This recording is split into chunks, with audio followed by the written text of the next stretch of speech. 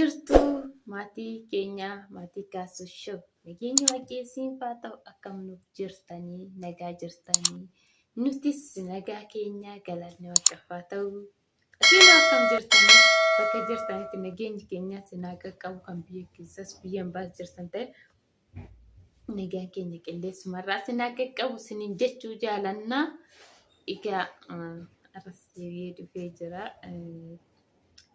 Maal qabattee dhuftee jechuun keessan hin oolu. Egaa akkuma beekamu armaan dura viidiyoo gadhiise tokko irratti waa'ee yuutuubii keenya ilaalchisee yuutuubiin keenya rakkoo uummatee ture. Dhuguma baay'een keessan sobdanii jettanii ibsomne dhuguma rakkoo uummatee jira. Garuu rakkina sana immoo waaqayyo uummata taalaatu inneetuma irratti hojjechuu dhiisne garuu bakka nu jala kumannoo jedhee sa'aatiin isaa gad deema malee nu deeman jiru. Kanaaf yuutuubii keenya egaa subscribe godha ammas nu guddisa. Egaa guyyaa tokko sirreeffannu waan ta'eef akkasumas linkii nu gochuu hin dagatinaa. Subscribe copy like godha isiniin jedha. Egaa yaadatu gara biraan adeeme dhiifama isiniin jedha. Egaa kaarra maal qabattee dhufte bal'atu jechuun keessanii ol dhugaa maalan qabattee dhufte seetanii. Egaa akkuma beekamu obboleessi keenya Saayidoo Tuubii yookiin immoo Adaamaa Tuubii kan jedhamu baay'ee tokko dhugaa baay'ee kan garaa nama nyaatu. Egaa baay'ee tokko garaa nama nyaata yoo haalli inni irra jiru baay'ee tokko ulfaataa dhugaa dubbachuudhaaf. Egaa akkuma beekamu ijoollee wajjin haasofnu hin jira yoo Saayidoo akkuma armaan dura jedhu. Egaa ijoolleen biyya keessas as biyya keessa jira waan ta'eef Inna ayyuu wajjinis walii bilbilaa ayyuu haadha manaa Saayidoo jechuudha. Egaa Saayidoon maal keessa akka jiru information dhugaa dubbachuudhaaf ijoollee yuutuubaroota afaan Oromoo keessa Saayidoo bakka sirriitti gaariidha. Garuu anaafis homaa gochuu baadhu namni baay'ee jechuudha. Saayidoon nama gaariidha. Saayidoon kana nu godha nama gargaara. Yuutuubii keenya kana osoo amma rakkina kanarra mudannoo kana isa mudatu baate jechuudha. Nu gargaaraa ture nu sirreessaa ture dhugaa dubbachuudhaaf. Inni immoo rakkina kanarra jira. Ijoollee isaa dhabee egaa baay'ee tokko ulfaataa alasaa abuun jechuudha. Osoo fuuldura isaa jiranuu fuuldura ofiitii dhabee. Egaa dhugaa dubbachuudhaaf ijoollee maal seetanaanii galgala Saayidoo abju'anaan Saayidoo sun ta'e haadha manaa wajjin abju'an bakka tokkotti isaan arge. Jarri kun bakkuma tokko turanii biraankii hojjetanii. Moo dubbii soba moo dhugaadhaa kan jedhamu egaa wannoon Summayyaan jechuudha. Haati manaa Saayidoo Summayyaan dhuguma gara Itoophiyaa galuu hedduma oguma gara Suudii deemti kan jedhuuf egaa isheen gara Itoophiyaa galuuf dhuguma dubbachuudhaaf galuuf yeroo duraa san baay'ee karoorfattee akkasuma baay'eellee bakka lafaatee jirti. Egaa biyya ormaatitti maatii yookiin immoo ijoollee da'anii galuun hin danda'amu.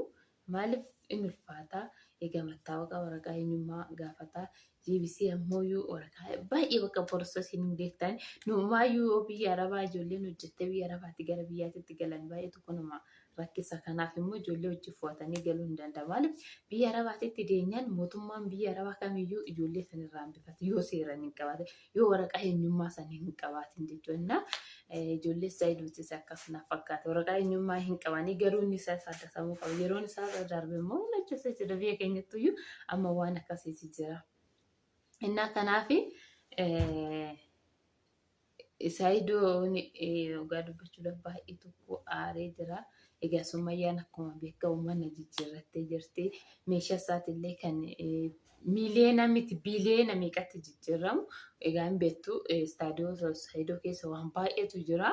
Istaadiyoo keessatti gizee baay'ee yuutuubii hojjetuun argitanii. Innaa kanaaf haala yaaddessaa keessa jira. Summayyaan eessa jirti warroon jettan immoo Summayyaan achuma Yamanii keessa ta'eetoo egaa mana jijjiirrattee jirti. Amma jaarsummaa qabameef jira dubbiini. Egaa jaarsummaa Summayyaanis amma namaa qabamteerti nama biraan darbitu ingiddii. Egaa Summayyaan baay'ee tokko arti Saayidoon illee gocha kana dhugaa dubbachuudhaaf.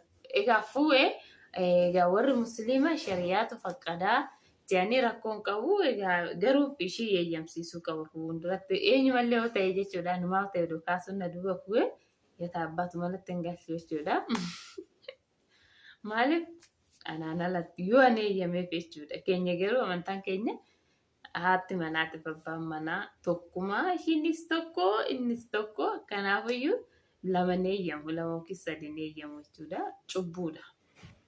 Kana dhiira tokko dubartoon tokko akka amantaa keenyatti inni akka amantaa musliimaatti immoo ni eeyyama garuu eeyyamullee akkana fakkaatutti garuu abbaan ofan danda'a yookiin immoo sadii safuris fuunan danda'a hojii ni eeyyama rakkoon qabu jedhame.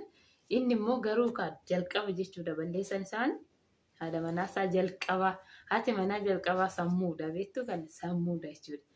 Ishee eeyyamsiisuu qaba fuudhuuf egaa Sumayyaa na barbaachisee na feesisee miidhagina tanarra jaalalli inni qabee na fuudha jedhee ishee eeyyamsiisuu qabaa ture. Inni garuu osoo ishee eeyyamsiisin egaa fe'uma isaatiin kana Sumayyaanis itti dhagahame ishiitti si faradamu maaliif nuti hunduu dubartiidha bakka akkuma keenya sitti ilaaluu qabna. Egaa itti faradamu isheen isaanii waan baay'ee nama kana ooluu nama akkuma ayyuu jaalalaa jettee yoo jettee san qoricha hojjetan jechuudha. Isheen iyyuu Zaidoo kan duraan ol hin beekne argiteetuma biraan irratti jaalattee qoricha hojjetu. Innaa kanaaf jaalalli waan baay'ee nama godhaa Sumayyaanis akkuma isa jaalattuuf bakka maaliif kana godhaa kan jettu egaa mana baatee malee wanta biraatiif natti fakkaatu. Kanaaf immoo egaa jaarsummaa irra jiru dubbii namaa gabbanoftee walitti deebi'anii Zaidoon illee daa'ima isaa argatee daa'ima isaa hammatee dhungatee bakka viidiyoo akka duraanitti Sumayyaan walitti deebi'anii nu waraabanii innaa abdii qabnaa kan akka godhanii ammaaf Zaidoon haala baay'ee kubsatee jira nyaata nyaatu dhugaatii dhuguu yaada qofaadha jedhamee jira. Egaa Zaidoo obsasiifaa kennuu maal gochuu hin danda'amu. Egaa waan lama abaa jira maaliif Sumayyaan dhuguma gaabbitee garaa hirteetti deebite malee itti deebuu baatte ayyuun asitti Sumayyaa achitti hin arganne yoo asitti ittiin hafne waan lama abaa jechuudha. Egaa bilis warroonni dhiira jechuudha dura osoo itti seeniin bakka yaadanii murteessuu waa tokko murteessuu qabanii garuu itti seenan immoo ulfaata beektu keessa ba'uun hin ulfaata seenanii ba'uun innaa kana kanaafiyyuu Omaa miti waaqayyo obsasiifaa kennu siin jenna Zaidoo egaa amma jaarsummaa irra jiranii egaa Sumayyaanis qabamteerti gara biyyaa hin deemne egaa Sumayyaa atis daa'ima kee fudhuu gara abbaa manaa kee gara mana keetitti deebi'ii omaa miti. Egaa kun amantaa keessanii irratti wannuma jiruudha. Kanaaf ifama godheefi siin jenna. Kanaaf warroonni immoo koomentii waan baay'ee jettanii amaara fuutee maalii taatee bakka kana jettanii isa waan namaa jidduu seeninaa dhugaa dubbachuudhaaf waan namaa jidduu tidaarii namaa jidduu seeninaa isaan akkuma feellee akka feellee ta'e ilmoo irraa argatanii walitti deebi'anii innaa kana siniin jenna egaa waazeemaa hordoftoonni amantaa kiristaanaa waazeemaa ximqata abbaa gaggeessanii egaa xinqanni illee gara fuulduraan dhufaa jira. Bakka geessanii siniin jenna egaa viidiyoo biraatiin akka walitti deebinutti nagaa nuuf taasisan jaalannaa viidiyoo keenya nuuf guddisaa subscribe like share nu godhaa siniin jenna bye.